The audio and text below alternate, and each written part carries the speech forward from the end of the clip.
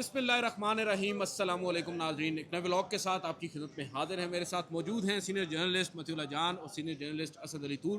नाज़रीन, आज के इस व्लॉग में हम बात करेंगे मखसूस नशिस्तों के इस केस की, जो गुज़िश्ता रोज़ तो हमें एक वन साइडेड मैच ही नज़र आ रहा था, मगर आज हमने देखा समात में कुछ जान आई है। फैसल सिद्दीकी साहब, जो कि सुन्नी इत्तेहाद कौंसिल को रिप्रजेंट कर रहे हैं, आज उन्होंने जो दरख्वास्तें हैं नजरसानी की, उनके काबिल समात होने पर दलाइल दिए हैं और बताया है कि उनके दलाइल थोड़े से तवील होंगे।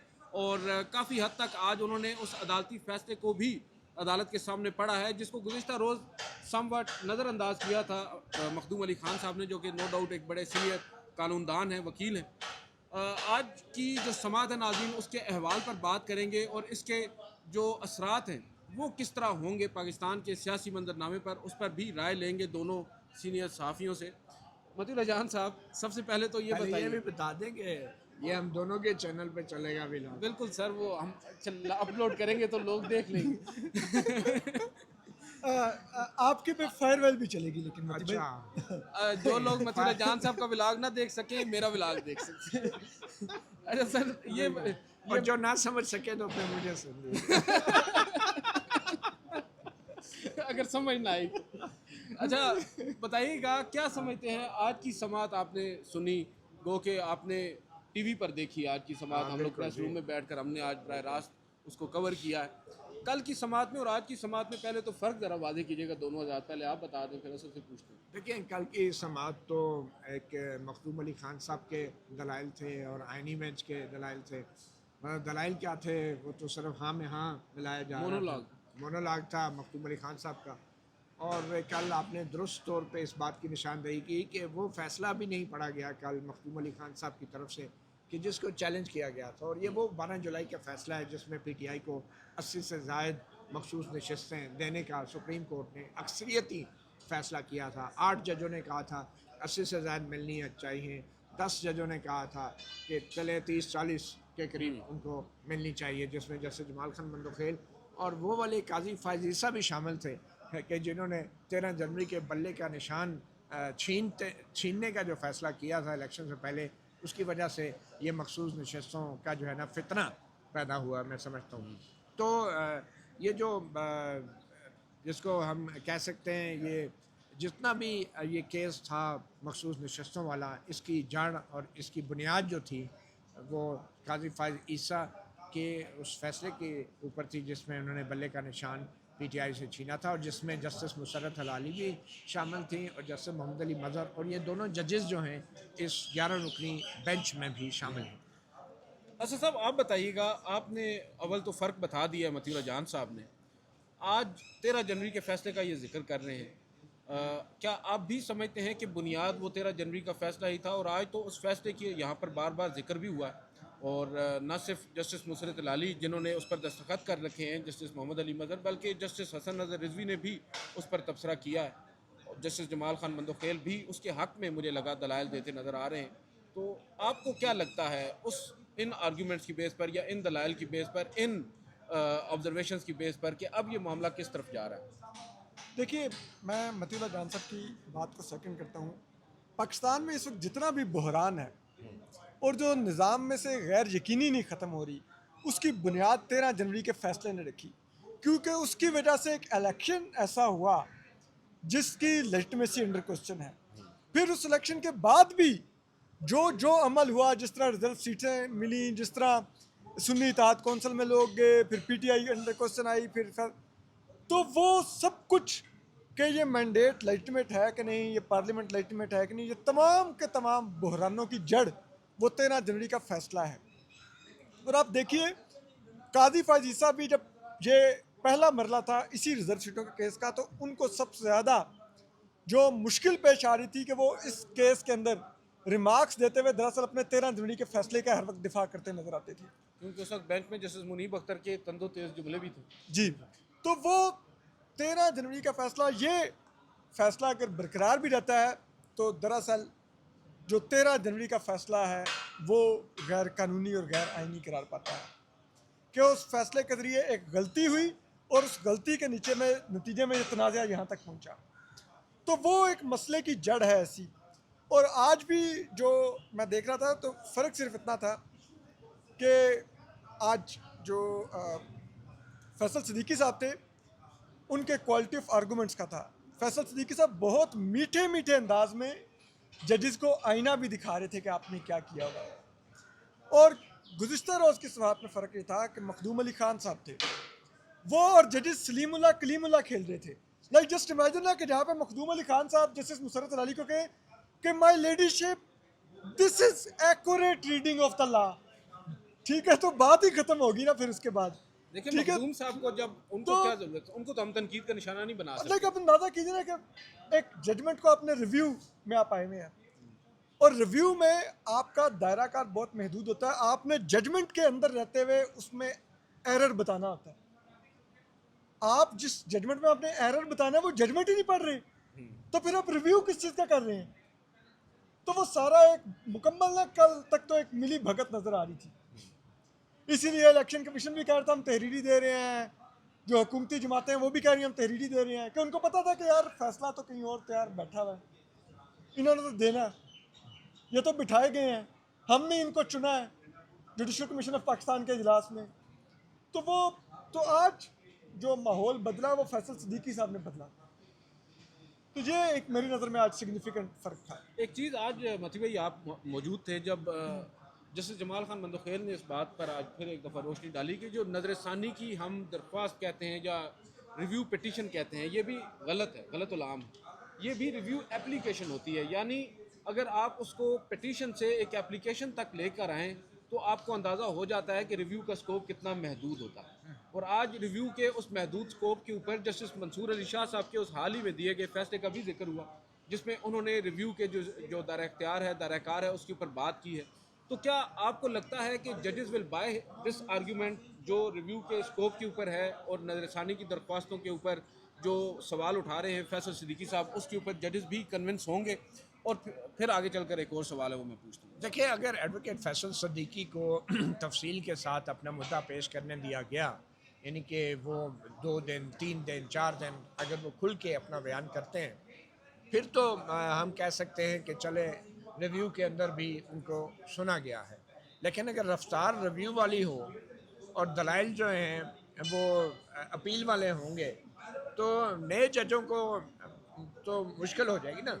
बिल्कुल। दलाइल जो हैं अगर वो अपील वाले नहीं होंगे, तो फिर जो 6 जजेस नए हैं जिनकी तरफ बार बार एडवोकेट फैसल सिद्दीकी ज़ेर लब मुस्करा के इशारा करते थे कि 6 न्यू जजेस, बिल्कुल। तो मेरे ख्याल में उन नए जजेस को तो कम से कम कहना चाहिए ना कि हम जानना चाहते हैं, हम सुनना चाहते हैं। लेकिन उनका क्या है, मुझे अभी तक किसी जज की तरफ से, ख़ास तौर पे नए जजों की तरफ से, जैसे अमर फारूक भी बैठे हैं बीच में, उनकी तरफ से कोई ऐसा इशारा नहीं नज़र आया कि वो कह रहे हो कि हम जानना चाहते हैं कि ये केस का बैकग्राउंड है क्या। जस्टिस वो अली बाकर नजफी ने आज कुछ सवाल कुछ किए हैं, लेकिन वो ये नहीं कहते कि आप तफसील से बयान करें, कोई भी ये नहीं कहता।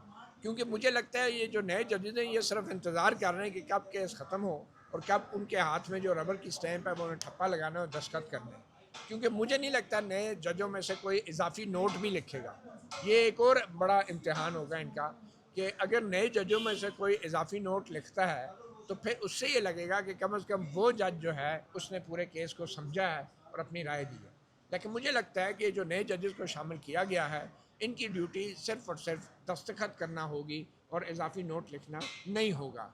तो मुझे तो यही लग रहा है कि ये जो फ़ैसला आएगा ये प्री डिटर्मिंड है, और प्री डिटर्मिंड यही है कि जो मौजूदा सूरत हाल में जिस तरह फ़ौजी अदालतों का फ़ैसला सुनाया गया था पाक भारत कशीदगी के दौरान, और वो जो फ़ैसला आया वो भी सामने है, तो अब भी जो कशीदगी है और अब भी जो माहौल बना हुआ है, एक जश्न मनाया जा रहा है कामयाबी का, तो इसके अंदर जो है इस फैसले ने भी आना है।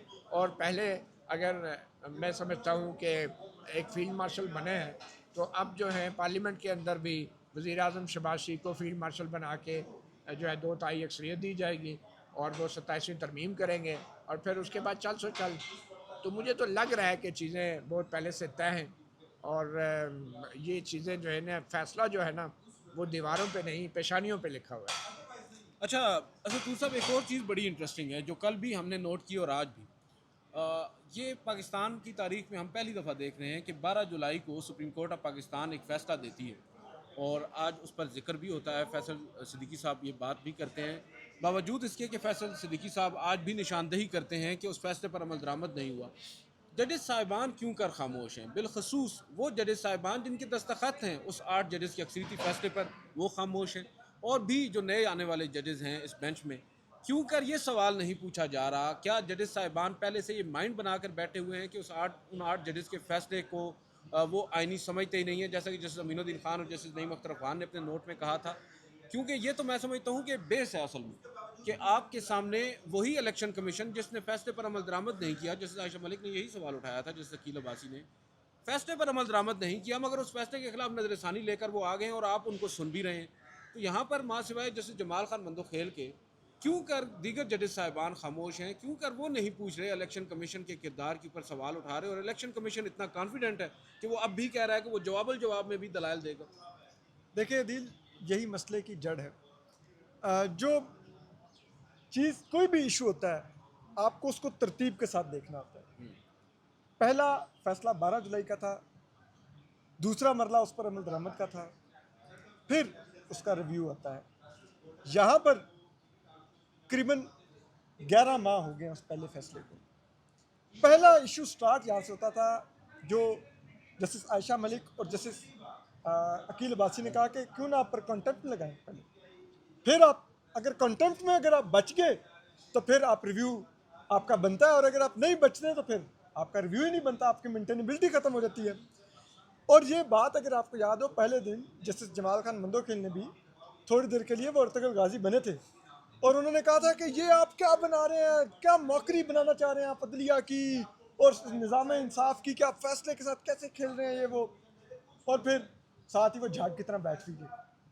ठीक है, तो अब जो बेंच बैठा हुआ है, इसके सामने 6 जजेस ऐसे हैं उस फैसले को दस्तखत करने वाले, जिनको निशाने इबरत बना के साइड पर कर दिया गया, और 6 जजेस ऐसे हैं जिसको उस फैसले के आप कह लें कि इनडायरेक्टली बेनिफिशरी हैं, जिसकी वजह से 26वीं आईनी तरमीम मुमकिन हुई और वो इस सुप्रीम कोर्ट में आए। जरा नाम अगर उनके हम गिनवा दें, जस्टिस आमिर फारूक हैं, जस्टिस हाशिम काकड़ हैं, जस्टिस अली बाकर नजफी हैं, जस्टिस शकील अहमद हैं, जस्टिस सलाउद्दीन पंवर हैं। शकील अहमद इस बेंच में नहीं है, जस्टिस सलाउद्दीन पंवर हैं, और बहरहाल ये 4 गालिबन जजेस साहिबान हैं, बाकी तो पहले से मौजूद 2 जस्टिस मुसरत अली, उन्होंने अपने पिछले फैसले का दिफा करना है। जस्टिस मोहम्मद अली मजहर, उनको तो हर वक्त ही चीफ जस्टिस का ओहदा नजर आता रहता है, ठीक है, क्योंकि वो जारी बात है। जैसे हसन नजर रिजवी भी तो है ना, मोहम्मद अली मदर से याद आया कि जैसे हसन नजर तो समधी है ना, वो आप चाहेंगे कि अपने समधी को चीफ जस्टिस ना बनने दें? ठीक है। नहीं यार, मैं नहीं समझता जजेस ऐसे कम से कम इंडिपेंडेंट है अपने फैसले में। हो सकता है कि लेकिन ये भी अपनी राय में इंडिपेंडेंट है। हाँ, ये भी बात ठीक है। अच्छा, तो फिर आप आ जाए जस्टिस अमीनुद्दीन खान, ठीक है, जो उकसाते रहे हैं आइन और सुप्रीम कोर्ट के फैसलों से बगावत पर, माशाल्लाह वो इस बेंच की सरबराही कर रहे हैं। तो लेकिन आज तो वो बड़ी तैयारी के साथ आए थे। आप किससे, वो कह रहे हैं ना मुंसफी चाहें, इस बेंच में आप किससे मुंसफी चाह रहे हैं? मेरा तो पहला आप लोगों से सवाल ये है कि आप लोग चाह रहे हैं किससे मुंसफी हैं इस बेंच में? ये बेंच उस हुकूमत की तरफ से सिलेक्टेड है। देखिए सर, बेशक इसमें सिलेक्टेड है, अगर हमने तो अगर ये आप जैसे देखा हुआ शाहिद है ना। बिलाल से उम्मीद रख के बैठे हैं, वो अलग बात है, क्योंकि वो पाकिस्तान की तारीख के पहले जज हैं कि उनके 13 साल जुडिशल कैरियर में उनको कभी किसी ने अप्रोच ही नहीं किया। सॉरी टू से, मैंने कम अज़ कम, मेरे लिए ये खबर और वो है। भी पाकिस्तान में। जी पाकिस्तान में। तो लेकिन काम उनके सारे होते गए हैं। उनको वो जूनियर जजेस में थे, उनको सुप्रीम कोर्ट ले आए, उनको आईनी बेंच में भी डाल दिया, उन्होंने मिलिट्री कोर्ट में भी रियासत की मर्जी का फैसला दे दिया। क्वेश्चन खैर क्यों कर नहीं उनको छेड़ा गया। लेकिन यहाँ पर अब ये चीज़ भी बड़ी इंपॉर्टेंट है, आपने भी बात की जस्टिस मोहम्मद अली मजहर की, जस्टिस हसन नज़र रिजवी की, ये सारे जजेस साहिबान हैं। दूसरी जानिब जस्टिस मुसरत लाली हैं, उनके ऊपर मैं थोड़ी सी दोबारा बात करना चाहूँगा। वो जिस तरह के सवालात पुट कर रही हैं, बिलखसूस जो कोर है इस केस की, जिसको बड़ी डिटेल में उस जजमेंट में 8 जजेस साहिबान ने एड्रेस किया था। हामिद रज़ा जो सुन्नी इत्तेहाद कौंसिल के चेयरमैन हैं, उन्होंने क्यों कर इंतखाब आज़ाद हैसियत में लड़ा। अब इस तरह के सवालात से अभी आप एक मौके पर बात कर रहे थे थोड़ी देर पहले एक जगह पर कि जस्टिस मुसरत लाली के ऊपर बड़ा मैं समझता हूँ कि वो प्रेशर भी होगा उनके माजी के फैसले की बुनियाद पर। लेकिन आज की माजरत के साथ उनकी इन ऑब्जर्वेशंस को सुनने के बाद मुझे तो ये लग रहा है कि she is very much confident इतने तो कॉन्फिडेंट काजी फायद ईसा नहीं थे 13 जनवरी के फैसले के बाद जितनी आज मुझे जस्टिस नुसरत लाली नज़र आई हैं, और उन्हें तो इतना उसके ऊपर वो समझती हैं कि वो फैसला दुरुस्त था कि जो भी गलती है वो इलेक्शन कमीशन की है, जिसकी जानिब वो निशानदेही भी नहीं करना चाह रहे। देखिए अदील, आप थोड़ी देर के लिए ये तसव्वुर कर लें कि ये मखसूस नशस्तों का फ़ैसला बरकरार रहता है, तो इसका मतलब तो ये होगा ना कि पीटीआई जो है वो बतौर सियासी जमात इलेक्शन लड़ी है और उसको 80 से ज़ायद सीटें मिलनी चाहिए। तो अब जस्टिस मुसर्रत लाली का प्रॉब्लम ये है कि अगर पीटीआई को ये 80 से ज़ायद नशस्तें मिल जाती हैं तो बज़ाहिर जस्टिस मुसर्रत लाली का जो बल्ले का निशान छीनने वाला फ़ैसला है उसकी क्या वक़्त रह जाएगी, फिर तो ज़ाया होगी सारी एफर्ट, वो जो 2 साल की मेहनत होती थी किसी ज़माने में। तो फिर काजी फायद ईसा, जस्टिस मोहम्मद अली मज़हर, जस्टिस मुसर्रत लाली ने जो बल्ला छीना था तो फिर उसका क्या फ़ायदा हुआ, इतना बल्ला भी छीन लिया और 80 सीटें भी मिल गई पीटीआई को, और बावजूद इसके कि किसी एक निशान पे वो इलेक्शन नहीं लड़े फिर भी 80 से ज़्यादा मखसूस नशस्तें मिल गई। तो ये तो इन 3 जजेस के लिए बड़ी एम्बेरसमेंट होगी। तो इनके वो फैसले को अवाम ने वोट से अंडू किया, देखे ना, और भिंडी कद्दू करेले ढूंढ ढूंढ के निशान लगाए। तो ये तो एक किस्म का इन 3 जजेस के लिए शर्मिंदगी का बायस था कि अवाम ने इनके बल्ले का निशान और ये जो कहते हैं ना कि नहीं हमने तो फैसला जो किया था वो फैसला तो इंट्रा पार्टी इलेक्शन के हवाले से था, बल्ले के निशान के हवाले से तो नहीं था। अच्छा, इनको नहीं पता था कि इनके फैसले का क्या मतलब होगा। तो अगर उनको नहीं पता था तो फिर इलेक्शन कमीशन ने इंतखाबी निशान के देने के लिए डिले क्यों किया, फिर इलेक्शन कमीशन को क्यों रोका गया कि अभी इंतखाबी निशान ना दिए जाएं, और अभी फाइनल नॉमिनेशन पेपर की डेडलाइन क्यों बढ़ाई गई। अगर इन 3 जजों को नहीं पता था कि इंट्रा पार्टी इलेक्शन में फ़ैसले का मतलब क्या है तो फिर इंतखाबी निशान क्यों रोके गए, और आधी रात को फैसला आप जारी कर रहे हैं।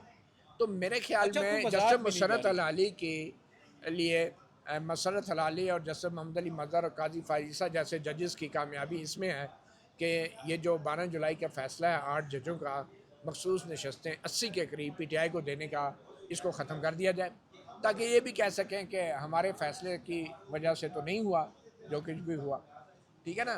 तो इनडायरेक्टली मखसूस नशस्तों के फैसले में इनके फैसले की तौसीक हो जाएगी। तौसीक हो जाएगी। तो मेरे ख्याल में ये एक बहुत बड़ा जुल्म है। मुझे तो ये कहने में कोई यार नहीं है कि जस्टिस मुसर्रत अली को, जस्टिस मोहम्मद अली मज़हर को खुद इस बेंच से अलग हो जाना चाहिए था, क्योंकि ये इन्होंने 12 जुलाई के फ़ैसले के अंदर यहाँ तक नहीं लिखा कि इलेक्शन कमीशन ने हमारे जो है फ़ैसले की गलत तशरीह की है। उन्होंने यहाँ तक काजी फायज़ा ने नहीं लिखा, मोहम्मद अली मज़हर ने नहीं लिखा कि इलेक्शन कमीशन गलत तशरीह किया। मुझे बताएं आज क्या इस आइनी बेंच को जो नज़रसानी की अपीलें सुन रहा है, क्या सिकंदर सुल्तान राजा को तलब नहीं करना चाहिए, पूछना नहीं चाहिए कि आपने हमारे फ़ैसले की गलत तशरीह क्यों की और क्यों मखसूस नशस्तें जो है आपने पीटीआई को नहीं दी, और ये जो पीटीआई को मखसूस नशस्तें नहीं दी गई इसकी वजह भी यही है कि 13 जुलाई का जो फ़ैसला है इंतखाबी निशान ना देने का फ़ैसला, बिल्कुल वो बेस है, ठीक है ना, वो तो बुनियाद है। तो आज सिकंदर सुल्तान राजा कहाँ छुप के बैठे हैं, क्यों अपना मुंह छुपा रहे हैं, किसी को मुंह दिखाने के काबिल नहीं है। सुप्रीम कोर्ट उन्हें बुलाए और पूछे कि आपने क्यों गलत तशरीह की। लेकिन मुझे यकीन है कि ये जो आसार नज़र आ रहे हैं कि ये 12 जुलाई का फ़ैसला भी ख़त्म करेंगे, ये मखसूस नशस्तें भी नून लीग पीपल पार्टी को देंगे, 27वीं तरमीम भी करवाएंगे ये लोग, और इलेक्शन कमीशन को बुला के ये तक नहीं पूछेंगे कि भाई हमारे जो फ़ैसला था बल्ले के निशान वाला उसकी गलत तशरीह क्यों की। नहीं सर, वो मामला प्रैक्टिस एंड प्रोसीजर कमेटी के पास है, का जनाब जस्टिस याया अफरीदी और जनाब अमीनुद्दीन खान उस कमेटी की अक्सरियत रखते हैं। वो ये डिसाइड करेंगे, वो जो कंटेम्प्ट की पिटीशन थी कंवल शोज़ब की, वो समाअत के लिए मुकर्रर होनी है तो किस बेंच के सामने होनी है और कब होनी है। एक लास्टली मैं आप दोनों से इस पे लेना चाहूँगा point of view. Let's say जैसा कि बहुत से लोग अज्यूम कर रहे हैं, हम तो समझते हैं कि ऐसा अब वक्त आने पर ही मालूम होगा, लेकिन बहुत से लोग ये पहले से माइंड अपना बना चुके हैं कि शायद जजेस साहिबान ये मखसूस नशस्तें या 12 जुलाई का फ़ैसला ख़त्म करने वाले हैं या उस फैसले के ख़िलाफ़ नज़रसानी दरख्वास्तों को एक्सेप्ट करने वाले हैं। अगर एक्सेप्ट हो जाती हैं तो आप फिर सियासी मंजरनामे को कैसे देख रहे हैं? सियासी मंजरनामा क्या है, मैंने आपको पहले ही बता दिया, शहबाज शरीफ साहब जो है सियासतदानों के फील्ड मार्शल बन जाएंगे। तो हालांकि वो जो भी बन जाएं उनको फ़ायदा कुछ नहीं है, मगर फिर भी एक उनके फूल लग जाएंगे 2-4 और कंधे के ऊपर। 27वीं तरमीम अगर आ जाएगी तो तो फिर आप ये देखें कि फिर तो आईनी अदालत भी आ फिर जाएगी, तो आईनी अदालत भी आ जाएगी। बचपन का फिर ख्वाब भी पूरा हो जाएगा। फिर जिस जुर्म की बुनियाद पे जनरल मुशर्रफ को सज़ाए मौत दी गई थी, वो जुर्म जो है वो सवाब बन जाएगा। उसको इस आईनी मुल्क में बैकिंग मिल जब जाएगी। उसको आईनी बैकिंग मिल जाएगी कि जजों के बेंच भी आपने बनाने हैं। जज मैं तो समझता हूँ कि जनरल मुशर्रफ को ये ख्याल नहीं आया वैसे कि वो भी इस तरह की आईनी तरमीम ले आते हैं, बजाय इसके कि 3 नवंबर की वो PCO लाते। जो काम उन 3 नवंबर का PCO नहीं कर सका जनरल मुशर्रफ का, वो काम जो है इस नाम नेहाद कॉन्स्टिट्यूशनल ऑर्डर ने कर दिया है।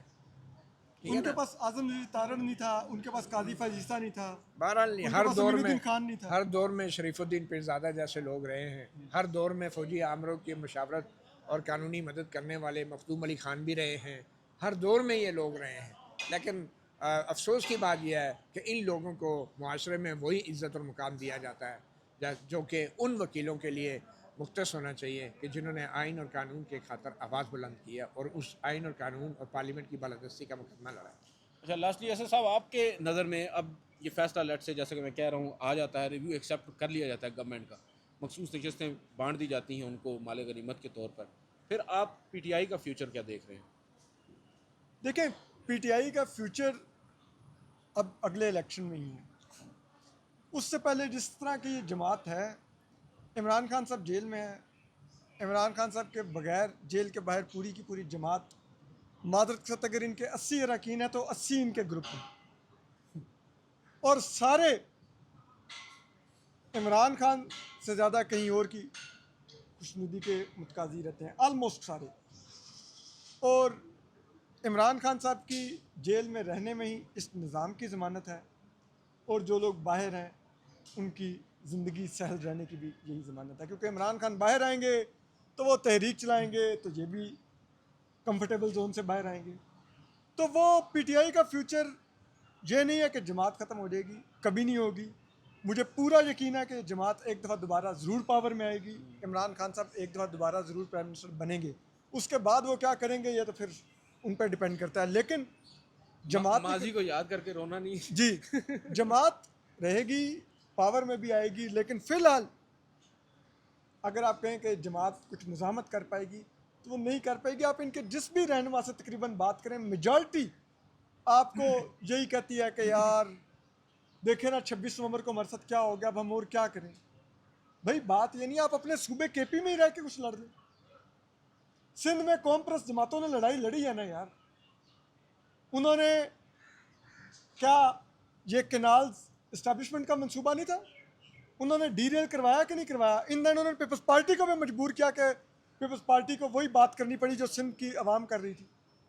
तो भाई आपके पास एक पूरा सूबा वहाँ पे कुछ करना।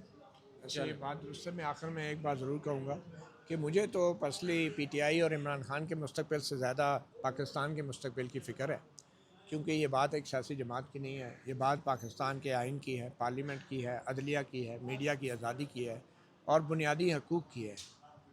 तो मुझे तो ये लगता है कि बड़ा ही एक तारीक मुस्तकबिल है इस हवाले से जमहूरियत का, सिविलियन बालादस्ती का। और ये उससे ज़्यादा बड़ी ख़तरनाक बात है कि इमरान ख़ान का मुस्तकबिल होना ना होना या PTI का मुस्तकबिल होना ना होना।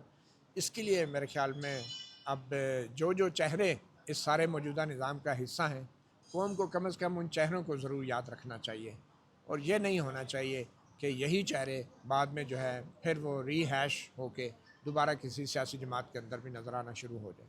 बिल्कुल, बहुत बहुत शुक्रिया मतीउल्लाह जान साहब, असद अली तूर। नाज़रीन, आपने सुना और लास्ट में मतीउल्लाह जान साहब ने बड़ी दुरुस्त बात की है कि आवाम को, जिसके बारे में हमेशा ये कहा जाता है कि हाफ़ज़ा बड़ा हमारा कमज़ोर है, अब की बार इन चेहरों को याद रखना होगा अगर वो चाहते हैं कि वाकई में आइंदा के बाद इस तरह के हालात उनको फेस ना करना पड़े। आज के इस व्लॉग से इतना ही। मुझे मतीउल्लाह जान साहब को इजाज़त दीजिए। अल्लाह हाफ़िज़।